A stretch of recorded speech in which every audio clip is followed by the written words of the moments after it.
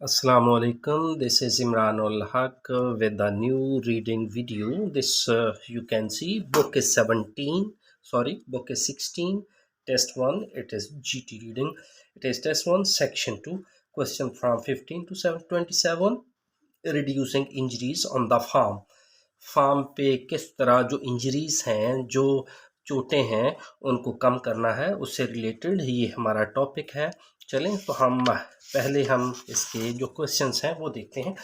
Questions हमारे पास हैं 15 to 20 one word only, so you must follow the instructions given on the text. One word only you can see and write your answer in the boxes 15 to 20. As I have already mentioned that boxes are not given here because we are just doing practice. These boxes or answer sheet will be given to you when you are sitting in exams, IELTS exams, then you will fill the boxes. तो आप अभी चूँकि हम सिर्फ practice कर रहे हैं, तो अब हम सिर्फ 15 to 20 क्वेश्चन जो हैं वो करेंगे। इसमें आप देख सकते हैं, पहला तो है रिस्क फैक्टर है, एग्जाम्पल्स ऑफ फार्म एक्टिविटीज़ हैं, यानी ये रिस्क फैक्टर्स दिए हुए हैं। ये एग्जाम्पल्स ऑफ फार्म एक्टिविटीज़ यानी फार्म पे जो काम होते हैं, ठीक है जी, उसकी एग्जाम्पल्स दी हुई हैं ये वाली। और risk reduction measures to considers, तो ये कुछ इस तरह के मेजर्स इकदामात हैं जो आपकी इंजरी जो रिस्क है उसकी कमी का बायस बनते हैं। अगर आप इस जो सेक्शन है इसको अगर देखेंगे तो ये नहायत एक तरह से इजी भी है और बड़ा आप कह सकते हैं कि यहाँ पे जो कीवर्ड्स हैं वो बिल्कुल साथ साथ दिए गए हैं।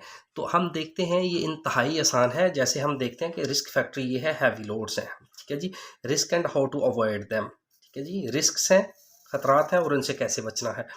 रिस्क फैक्टर है, हैवी लोड है, फिर लिफ्टिंग सैक्स ऑफ, ठीक है जी, ये एक्टिविटी में आता है। Examples of farm activities, lifting sacks off, देखते हैं हम जी कि लिफ्टिंग सैक्स ऑफ कहाँ है रिस्क फैक्टर। हम पहले तो ये देखते हैं कि हमारे पास ये देखिएगा, द फर्स्ट रिस्क, ये रिस्क ही है, risk relates to the carrying of an excessive load weight, ठीक है जी, एक्सेसिव लोड आपने जो है वो जब वेट कैरी करते हैं तो उसका रिस्क होता है, ठीक है। This places undue demands on the spine, ये स्पाइन रीढ़ की हड्डी पर बोझ पड़ता है। एंड कैन डैमेज परमानेंट, जी परमानेंट डैमेज हो, परमानेंट डैमेज भी हो सकता है, मुस्तकिल तौर पे भी कोई नुकसान पहुंच सकता है। ये देखें एग्जाम्पल्स हैं ऑफ टास्क। अब देख लें यहाँ पे जब उसने एग्जाम्पल्स दी हुई हैं तो ये देखेंगे एग्जाम्पल्स ऑफ फार्म एक्टिविटीज़, तो इसका मतलब लिफ्टिंग सैक ऑफ, किसी चीज़ की बोरियां हैं जो उठाना है। तो हम देखते हैं जी किस चीज़ की बोरियां हैं जो एग्जाम्पल्स में एक्टिविटीज़ में उठाई जाती हैं। Examples of task that involve this risk, यानी इस ये जो खतरा है वो लाक हो सकता है वो किन एग्जाम्पल से, किन कामों से। टास्क आर मूविंग, पहला तो ये है उठाना, 50 किलोग्राम फर्टिलाइजर बैग्स, कौन से बैग्स उठाने हैं जी, खाद के बैग उठाने हैं आपने, ठीक है जी। तो बैग्स उठाने हैं, मूव करने हैं, ठीक है जी, from one side to another, एक जगह से दूसरी जगह पर। और carrying heavy buckets of animal feed around field, और फिर जो खेत है वहाँ पे जानवरों का जो चारा है उनकी जो बकेट्स हैं वो भी उठाना है। तो हम देखते हैं यहाँ पे एक तो जानवरों का चारा उठाना है जी बाल्टियों में, और दूसरा कौन सी चीज़ उठानी है वो देखते हैं। यहाँ पे बैग्स भी लिखा हुआ, बैग्स है तो सैक है। लिफ्टिंग सैक्स ऑफ है, कैरिंग फूड फॉर एनिमल्स, ये उसने दूसरी एग्जांपल दी हुई है। पहली ये दी हुई है लिफ्टिंग सैक्स ऑफ फर्टिलाइजर्स, आप देख रहे हैं फर्टिलाइजर्स, आपने स्पेलिंग आपने ठीक लिखने हैं, FERTILISER, फर्टिलाइजर, ठीक है जी। अब इसको फिर देख लें, लिफ्टिंग, ये 2 एग्जाम्पल्स हैं, लिफ्टिंग सैक्स ऑफ फर्टिलाइजर है, कैरिंग फूड फॉर एनिमल्स है। हम यहाँ पे दोबारा से एग्जाम्पल्स को देखते हैं तो हमें पता चलता है। पहली बात ये देखें, examples of task that involve this risk, ठीक है जी, ये एग्जाम्पल्स दी हुई हैं जिनसे खतरा हो सकता है। पहली है मूविंग 50 किलोग्राम फर्टिलाइजर बैग्स भी हैं, मूविंग भी है। तो आप देखें ज़रा, ये देखें लिफ्टिंग भी है, सेक्स भी है। ये बिल्कुल इंतहाई खूबसूरत तरीके से उसने बिल्कुल पास पास ही सारे के सारे कीवर्ड्स दिए हुए हैं। लिफ्टिंग, सेक्स और फर्टिलाइज़र है। इसी तरह आप देखें यहाँ पे वो कहता है moving 50 kilogram fertiliser bag. Bag हैं वो मूव करने हैं, और ये है बैग किसके हैं? फर्टिलाइजर्स के हैं। अच्छा, दूसरी चीज, वन साइड टू अनदर। अच्छा, अब देखिएगा, to carrying heavy buckets of animal field. Animal field के एनिमल फीड की जो बकेट्स हैं वो भी उठानी है। अब ये दूसरी चीज देख लें, कैरिंग फूड फॉर एनिमल्स, बिल्कुल पास पास दिए गए हैं। नेक्स्ट हम देखते हैं लिफ्टिंग आर रेस्टलेस। ये देखें, लिफ्टिंग उठाना, और रेस्टलेस एक बेचैन। कौन सी बेचैन चीज़ है जिसको उठाना है? अच्छा जी, देखिएगा, और ये देखें, ये अब आ रहा है ऑकवर्ड पोस्चर। जब आप कोई चीज़ उठाते हैं तो आप अजीबोगरीब सा आपका पोस्चर बन जाता है, झुकाव बन जाता है, या आप किसी ना किसी तरफ को टेढ़े हो जाते हैं। तो कहता है कि जब आप ये चीज़ें उठाते हैं, एक्टिविटीज़ करते हैं, तो आपका जो पोस्चर है, आपका जो झुकाव है, या आपका जो जिस्म का कोई, आप कह सकते हैं इधर उधर हो सकते हैं, आपकी बॉडी जो है उसका पोस्चर इधर उधर का झुकाव काफ़ी ऑकवर्ड सा, नापसंदीदा हो सकता है। तो जी, लिफ्टिंग रेस्टलेस, क्या रेस्टलेस है जी उठाना आपने? ये देखें, इफ़ अ लोड इज़ बल्कि, अगर आपका ज़्यादा लोड है और हार्ड टू ग्रास्प, और उसको पकड़ा नहीं जा सकता, पकड़ने में सख्त है। ये देखें, लोड कौन सा है? बल्कि लोड है। अब ये देखें, ऑकवर्ड पोस्चर है, ठीक है जी। अब लिफ्टिंग है आपका, रेस्टलेस है। अब देखते हैं जी कि क्या वो कहता है। जी देखिएगा, इफ़ अ लोड इज़ बल्कि और हार्ड टू ग्रैस्प, अगर लोड ज़्यादा है, ठीक है जी, और ग्रैस्प नहीं हो रहा, गिरफ्त नहीं आ रही, सच एज लाइवली, जैसे कि जिंदा, और एजिटेटेड एनिमल। क्या उठाना है जी? लाइवली या एजिटेटेड। ये देखें, एजिटेटेड है। अब ये देखें, एजिटेटेड के मानी है लिफ्टिंग आ रेस्टलेस।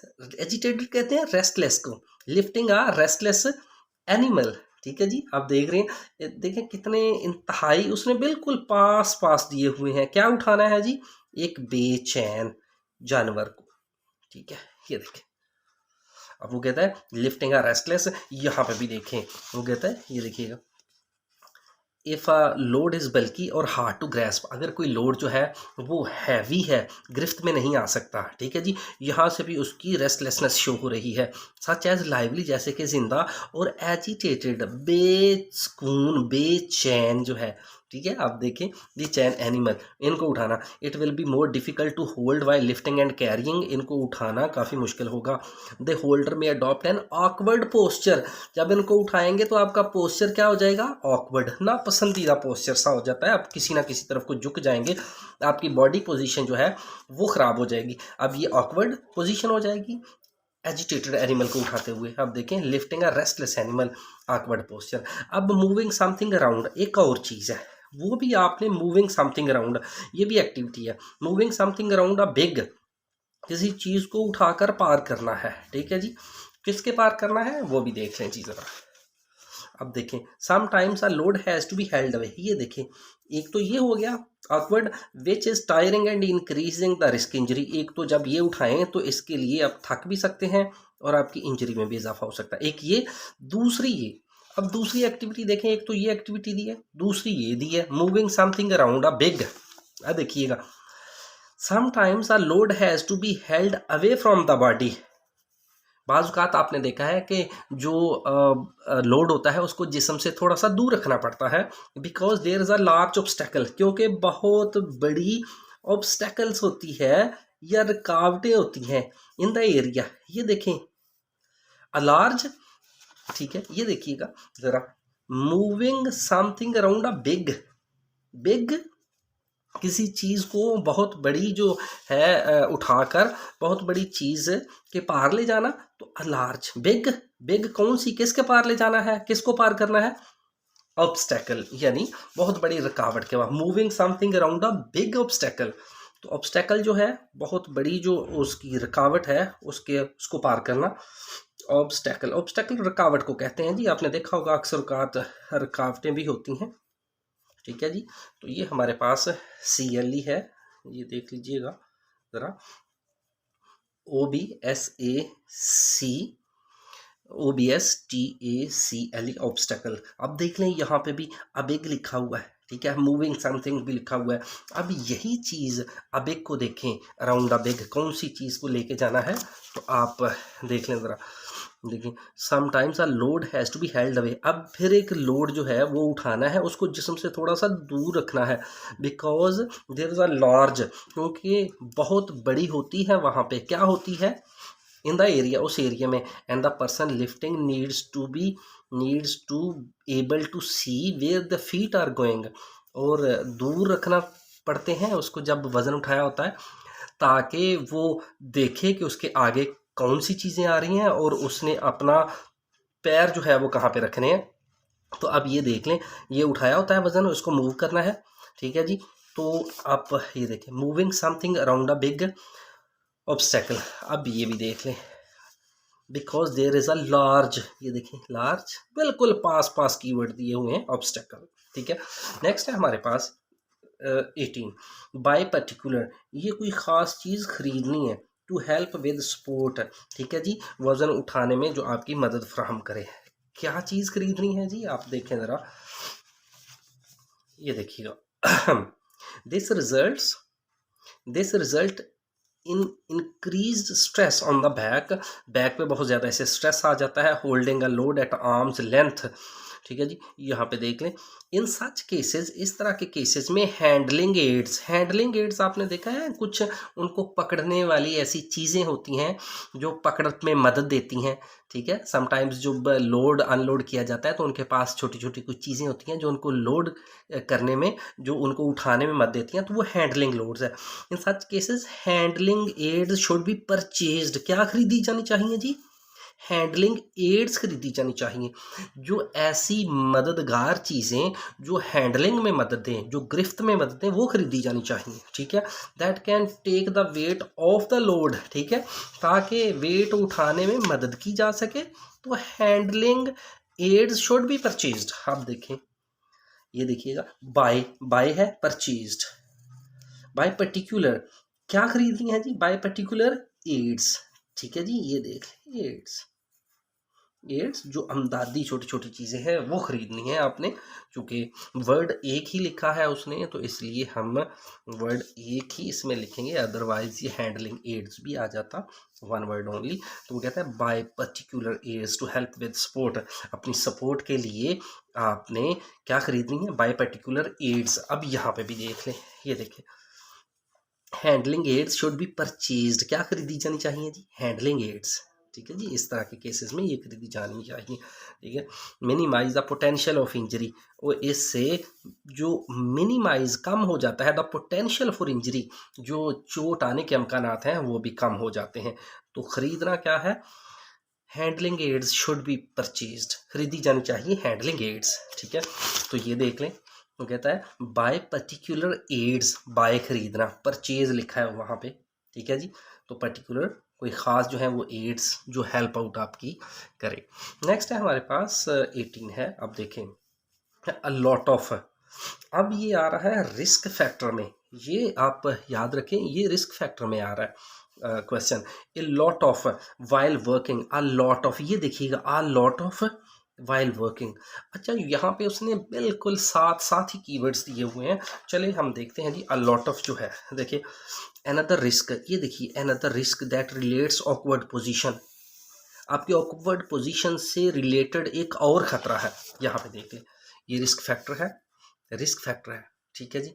पहला हैवी लोड था, फिर ऑकवर्ड पोस्चर, अब ऑकवर्ड पोस्चर से रिलेटेड ही एक और ख़तरा है।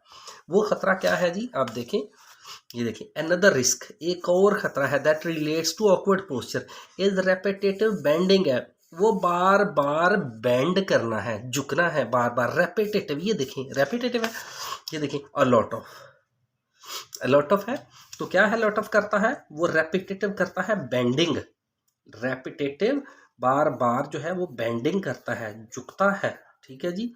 इसका भी, ये भी एक रिस्क फैक्टर है, आप देख सकते हैं, ठीक है।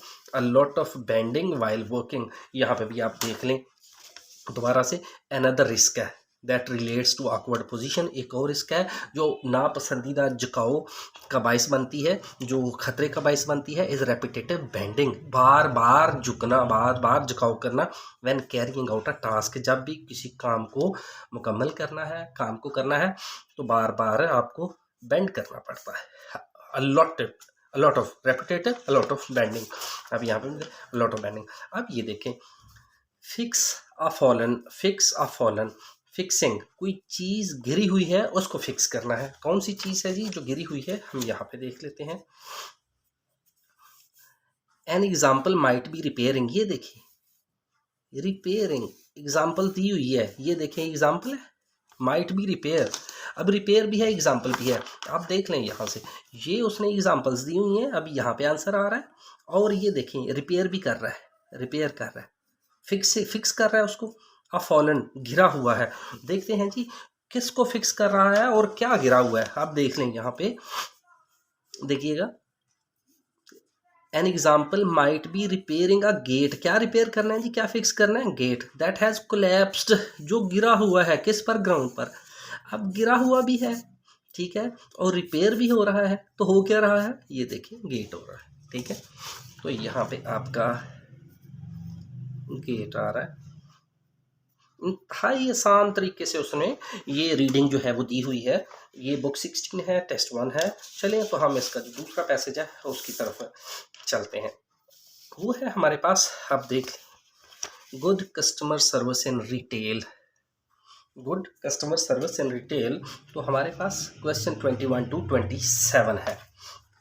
तो हम देखते हैं जी इसके क्वेश्चन जो हैं वो कैसे हैं। क्वेश्चन है इसके वो भी वही है कि नो मोर देन 2 वर्ड्स, आप 2 लफ्ज़ से ज़्यादा नहीं लिखने। क्वेश्चन 21 to 27 है, ये देख लें, ठीक है जी। अब हम देखते हैं इसका। हाँ, अप्रोच, एक किस्म की अप्रोच है, थिंकिंग है, ठीक है।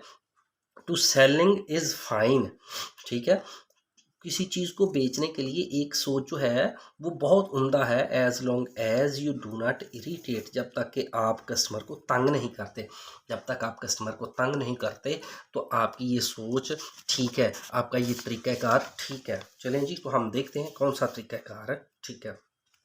Some customer just want to browse, कुछ कस्टमर तो सिर्फ चीज़ें देखने आते हैं। Not be bothered by the sale staff, और सेल स्टाफ भी उसको पूछता नहीं है, ठीक है। Try to be sensitive to how much help a customer wants, try to be sensitive, इस चीज़ का ख्याल रखें कि कस्टमर को आपकी कितनी मदद की ज़रूरत है। Be proactive in offering help, आपकी अप्रोच जो है वो बी प्रोएक्टिव होनी चाहिए, आप फ़ाल होना चाहिए, किसी चीज़ को होने से पहले ही आपको सोचना चाहिए, तो ये प्रोएक्टिव है। Be proactive in offering help without being annoying, तंग किए बगैर, ये देखें आपने तंग किए बगैर आपकी जो अप्रोच है, आपकी ऑफरिंग जो है वो प्रोएक्टिव होनी चाहिए। बी प्रोएक्टिव, आपको फ़ाल होना चाहिए, आपको पता होना चाहिए कि ये हो सकता है, ठीक है जी। तो आप प्रोएक्टिव रहें, एक्टिव होने से पहले ही चीज़ों को आपके जहन में होनी चाहिए कि क्या हो सकता है, तो वो बी एक्टिव, तो प्रोएक्टिव इन ऑफरिंग हेल्प है, ठीक है जी, विदाउट बीइंग अनोइंग। तो आपकी अप्रोच क्या होनी चाहिए, प्रोएक्टिव, आप पहले से ही एक्टिव हों, ठीक है, आपको पता होना चाहिए, आप फ़ाल हों कि क्या होगा, ठीक है, तो उसके लिए आप रेडी रहें। तो प्रोएक्टिव होना चाहिए आपको, proactive approach.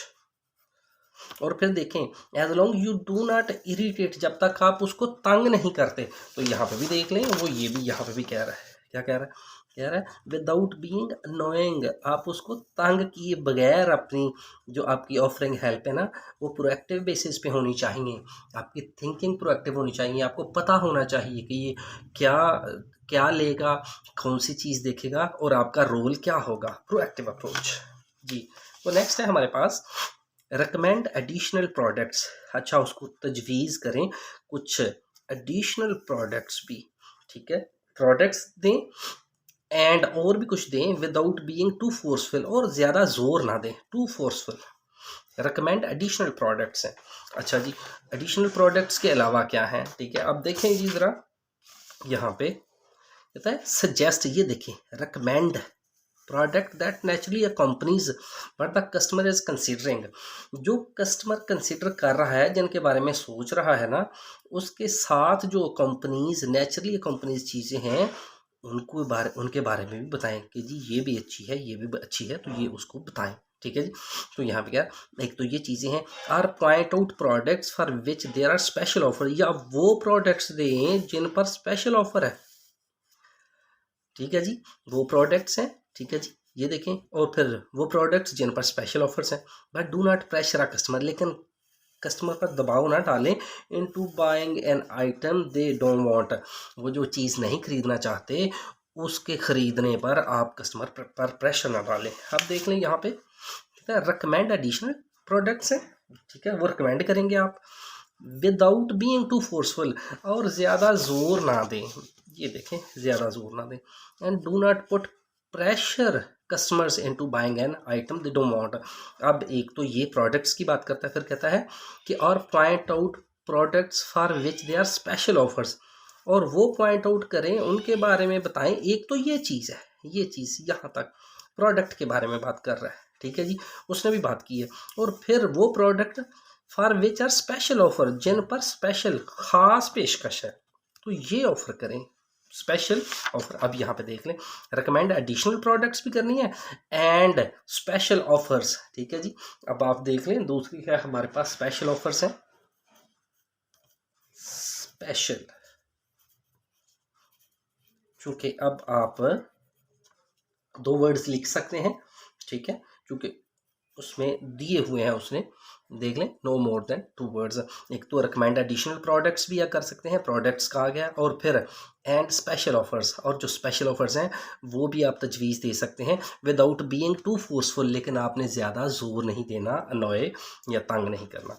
No how to compare similar, आपको पता होना चाहिए टू कंपेयर सिमिलर प्रोडक्ट्स, जो एक जैसी प्रोडक्ट्स हैं, एक जैसी चीज़ें हैं, उनके बारे में पता होना चाहिए उनको कंपेयर कैसे करना है। ठीक है, एक ही ब्रांड्स की चीज़ें होती हैं, आपने मुख्तलिफ ब्रांड्स की चीज़ें होती हैं। ठीक है, तो उनके बारे में नॉलेज होना चाहिए कि ये बेहतर है या ये बेहतर है। वो इसलिए कह रहा है know how to compare similar products which have. ठीक है जी, वो एक जैसी प्रोडक्ट्स के बारे में इल्म होना चाहिए जो मुख्तलिफ, जो कि मुख्तलिफ क्या रखती हैं जी, देखते हैं। अब देखें यहाँ पे, ये देखें, बिल्ड अप अ कंप्रीहेंसिव नॉलेज, आपके पास नॉलेज होना चाहिए of all the products in your shop, जो आपकी शॉप में जो चीज़ें हैं, कंप्रीहेंसिव नॉलेज होना चाहिए, including the pros and cons of products, और इन चीज़ों के जो प्रोस एंड कॉन्स हैं, ठीक है ना जी, एडवांटेजेस डिसएडवांटेजेस हैं, इनके बारे में जो नॉलेज है वो आपके जहन में होने चाहिए। और प्रोडक्ट्स दैट आर लाइक, वो चीज़ें जो एक जैसी हैं, ये देखें, सिमिलर, एक जैसी हैं। अब यहाँ पे देखें ज़रा, तो यहाँ पे वो कहता है सिमिलर प्रोडक्ट, ये देखिए, सिमिलर प्रोडक्ट, नॉलेज होना चाहिए किन चीज़ों के बारे में, सिमिलर प्रोडक्ट, एक जैसी जो चीज़ें हैं उनके बारे में, विच हैव डिफरेंट। अच्छा, अब यहाँ पे वो कहता बट लेकिन that have been produced under a range of brand names, और ये किसी ब्रांड नेम्स के अंडर इनको प्रोड्यूस किया गया है। मुख्तलिफ मुख्तलिफ ब्रांड नेम्स के अंडर, मुख्तलिफ ब्रांड नेम्स के अंडर इनको प्रोड्यूस किया गया है। ठीक है जी, और एक जैसी प्रोडक्ट्स हैं। ठीक है, तो इनके बारे में आपको नॉलेज होना चाहिए। अब यहाँ पे देख लें, कहते हैं know how to compare similar products which have, जो एक जैसी प्रोडक्ट्स हैं उनको आपको पता होना चाहिए कि आपने कंपेयर कैसे करना है, उनके बारे में नॉलेज होना चाहिए। Which have different brand names, जिनके मुख्तलिफ ब्रांड नेम्स हैं, ब्रांड नेम्स, ब्रांड और नेम्स, मुख्तलिफ ब्रांड नेम्स हैं, और आपको उनके बारे में नॉलेज होना चाहिए कि आपने कैसे उनको, आप देख लें, कंपेयर करना है, कैसे उनके उनके बारे में कस्टमर को बताना है। आप देख लें, अवॉइड, किसी चीज़ से परहेज करना है by always saying more than no, no के अलावा भी कुछ कहने, नो के अलावा जब भी कुछ कहने से ग्रेज करना चाहिए। ठीक है, देख लीजिए, अवॉइड, परहेज करना है आपने, by always saying more than no. ठीक है जी, सेइंग मोर देन नो जी, ठीक है। देखें ज़रा यहाँ पे, if you have run out of particular item, अगर आप किसी ख़ास जो आइटम है वो शॉर्ट हो गई है, रन आउट आपके पास नहीं है, make sure you know when the next orders are coming. आपको पता होना चाहिए कि नेक्स्ट ऑर्डर जो है वो कब आना चाहिए। Negativity can put customers off instantly. Negativity, अगर आप चीज़ों के बारे में इनकार करेंगे, can put customers off instantly, तो फौरी जो कस्टमर्स जो हैं उनको वो भगा देगी, ठीक है, वो चले जाएंगे। नेगेटिविटी क्या करेगी, can put customers off instantly, तो फ़ौरन वो चले जाएंगे। If a customer asks a question, अगर कोई कस्टमर आपसे सवाल पूछता है, to which the answer is no, जिसका आंसर नो है, do not just leave it at that, तो यहाँ पर ही बात खत्म ना कर दें, फॉलो इट विद पॉजिटिव, बल्कि इसका पॉजिटिव में जवाब दें। For example, we are accepting more of that products it on Tuesday, इस तरह की जो दूसरी प्रोडक्ट्स हैं वो ट्यूसडे को आ रही हैं, यानी उसको जाने ना दें। तो आपने नो के अलावा क्या कहना है, ये कहना है, बल्कि पॉजिटिव नोट पे बात करनी है कि हमारा जो स्टॉक है वो बोझ को मज़ीद आ रहा है, बल्कि नो ही नहीं कहना है, इसके अलावा भी कुछ कहना है। तो अवॉइड किससे कहना है, करना है, negativity can put customers off instantly, तो आपने नेगेटिविटी को अवॉइड करना है, यानी आपने सोच मुस्बत रखनी है, सोच मनफी नहीं रखनी। तो अवॉइड नेगेटिविटी, देख लें जी, avoid negativity by always saying more than no, ठीक है जी। तो जब मोर देन नो कहेंगे, आप कस्टमर्स को बताएंगे कि जी हमारा स्टॉक जो है वो इस थर्सडे को, ट्यूसडे को आ रहा है, तो इसका मतलब है कि आप नेगेटिविटी को अवॉइड कर रहे हैं। Keep an eye on the, आप अपनी नज़र रखें on the of goods on the shelf, ठीक है जी, जो शेल्फ्स पर चीज़ें पड़ी हुई हैं उन पर नज़र रखें। अच्छा जी, देख लें, हम देखते हैं। Meanwhile, if you see a product in the wrong place on a shelf, अगर आप देखते हैं कि कोई चीज़ जो है वो किसी गलत शेल्फ पर पड़ी है, गलत जगह पर पड़ी है, डू नॉट इग्नोर, उसको इग्नोर ना करें, put it back where it belongs, वहाँ रखते जहाँ पे ये थी। दिस अटेंशन टू प्रेजेंटेशन, ये तवज्जो जो आप प्रेजेंटेशन को देते हैं, कीप्स द शॉप्स टाइडी, इससे दुकान साफ सुथरी लगती है। Giving the right impression to your customer, और कस्टमर्स को तासर भी बड़ा अच्छा जाता है। तो आप देखते हैं कि वो क्या कहता है, likewise if you notice a fault with the product remove it, और फिर आपको किसी प्रोडक्ट में फॉल्ट लगता है उस भी को भी हटा दें, and replace it with another, और इसकी जगह पे दूसरी लगा दें। अब यहाँ पे देख लें जी, keep an eye on the of goods on the shelf, तो किस चीज़ पर नज़र रखनी है, आपने नज़र रखनी है प्रेजेंटेशन पे, जो चीज़ों की प्रेजेंटेशन है उस पे आपने नज़र रखनी है। प्रेजेंटेशन आपने देखा ही होगा, चीज़ों की अरेंजमेंट को, ठीक है, उनकी बनाव संगार को उनकी अपनी जगह पे ठीक तरीके से रखना जो है वो प्रेजेंटेशन है। Keep an eye on presentation of goods on the shelves, जो शेल्फ्स पर चीज़ें पड़ी हुई हैं उनकी जो प्रेजेंटेशन है उस पर नज़र रखें। अभी यहाँ पे एक और चीज़ देख लें जी, यहाँ पे ये देख लें, कहता है Meanwhile, if you see a product in the wrong place on a shelf, shelf पर पड़ी हुई है, गलत जगह पर पड़ी हुई है, do not ignore it, तो इसको इग्नोर ना करें, but put it back where it belongs, और वहाँ रखें जहाँ की ये मलकियत है। This attention to presentation keeps the shop tidy, this attention अगर तवज्जो देंगे प्रेजेंटेशन पर, keep the shops tidy, shops जो हैं वो नज़र आएंगी टाइडी, साफ सुथरी। Giving the right impression to the customer, customers को इंप्रेशन बड़ा अच्छा पड़ेगा, ठीक है जी। तो आप देख लें, आपने तवज्जो किस पे देनी है जी, आपने तवज्जो देनी है प्रेजेंटेशन पे। कहता है keep an eye on the presentation of goods on the shelves. If a customer has problem paying with, अगर कस्टमर्स को प्रॉब्लम्स आती हैं पेइंग विद, किसी चीज़ के साथ पे करने में, ठीक है, अदायगी करने में किसी कस्टमर, तो कौन सी चीज़ के साथ अदायगी करने में आती है, handle the problem with care, तो इस प्रॉब्लम को एहतियात के साथ हैंडल करें जी। तो कस्टमर्स को प्रॉब्लम किस तरीके से पे करने में आती है हम देखते हैं जी, देख लें जी ज़रा। व्हेन नेसेसरी बी डिस्क्रीट, जब ज़रूरी हो तो अक्लमंद बने।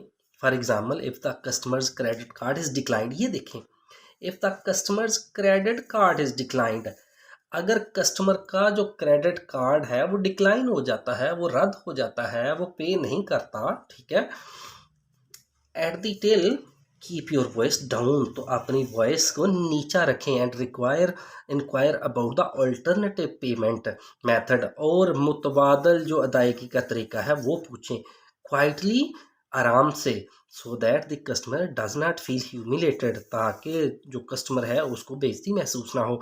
तो कस्टमर को प्रॉब्लम किस में पे में करने में आ रही है?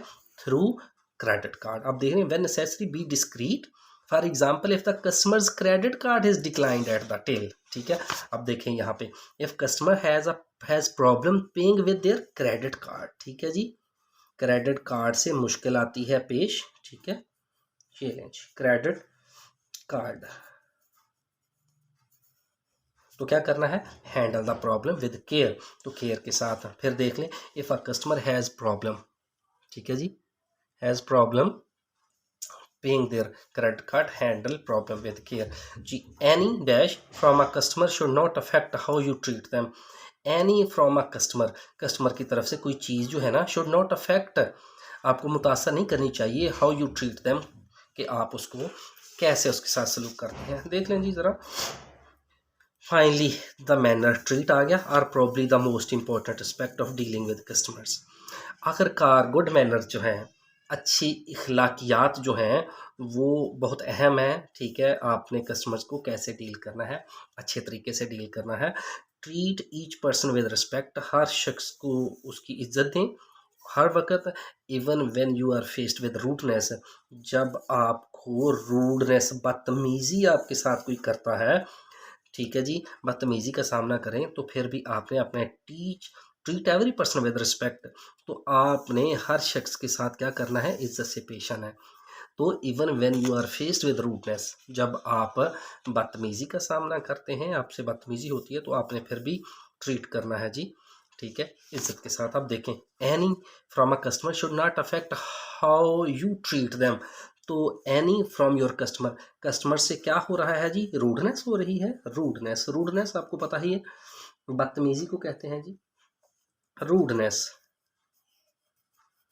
Any rudeness from a customer, किसी किस्म की बदतमीज़ी जो किसी भी कस्टमर से है, शुड नॉट अफेक्ट, वो मुतासर नहीं करनी चाहिए आपको ना, ठीक है, उससे आप परेशान ना हों। हाउ यू ट्रीट देम, और फिर ऐसा ना हो कि आप ये सोचें कि मैं इसके साथ कैसे सलूक करूं, ठीक है जी। तो आप देख लें हैं, ये ट्रीट भी है, ठीक है, शुड भी है, अफेक्ट भी है, तो कस्टमर्स की तरफ से क्या हो रहा है? रूडनेस यानी बदतमीज़ी हो रही है। यहाँ पे भी देख लें। Finally good manners are probably the most important aspect of dealing with customers. Good manners होने चाहिए जब आप कस्टमर्स के साथ डील करें। Treat each person with respect at all times, हर वक्त अपने कस्टमर्स जो हैं उनके साथ अच्छा सलूक करें। Even when you are faced with rudeness, यहाँ तक कि जब आपके साथ कोई बदतमीज़ी भी करता है कस्टमर, ठीक है, ठीक है जी। तो इसका मतलब है कि कोई भी आपके साथ बदतमीज़ी करता है तो वो रूडनेस है। अब देख रहे हैं, any rudeness from a customer should not affect how you treat them. आप देख रहे हैं, ये हमारा था जो बुक 16 है, टेस्ट 1 है हमारे पास। इसका सेक्शन जो था वो आप देख लें, सेक्शन 2 है ये। सेक्शन 2 क्वेश्चन 15 टू 27 है। Reducing injuries on the farm है। आप हक बजानब है कि कहीं के पे कोई प्रॉब्लम है, आप उसको हाईलाइट करें।